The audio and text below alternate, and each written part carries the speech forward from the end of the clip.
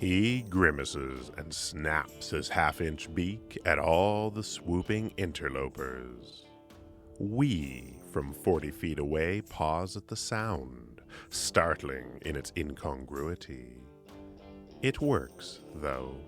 The yard empties, and this wet 3 ounces of despotic, crackling fluff enjoys at ease his solitary bath.